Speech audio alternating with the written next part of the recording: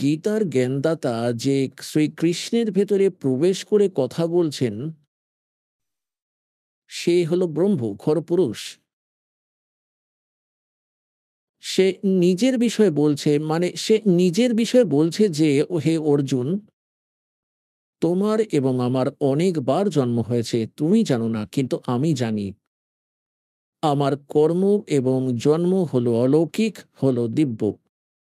প্রমাণের জন্য শ্রীমদ্ ভগবত গীতার অধ্যায় নম্বর ২ শ্লোক ১২, অধ্যায় নম্বর ৪ শ্লোক ৫ এবং ৯, অধ্যায় নম্বর ১০ শ্লোক ২ এ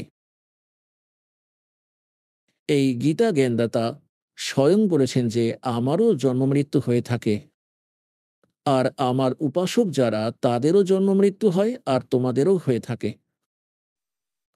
এখনো পর্যন্ত যারা আমাদের ধর্মগুরু, তারা আমাদের শ্রীকৃষ্ণের পূজার বিধান বলে দিতেন।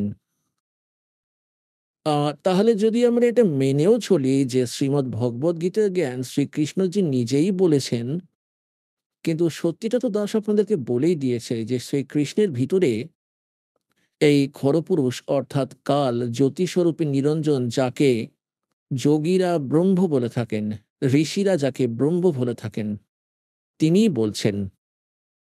আর তিনিই এই ২১ ব্রহ্মাণ্ডের স্বামী।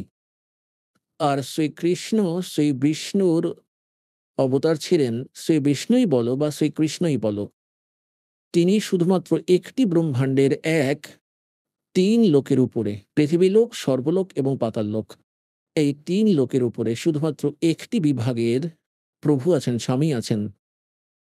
শ্রী বিষ্ণু শতগুণ বিভাগের, অর্থাৎ শ্রীকৃষ্ণ বলো, শ্রী বিষ্ণু বলো।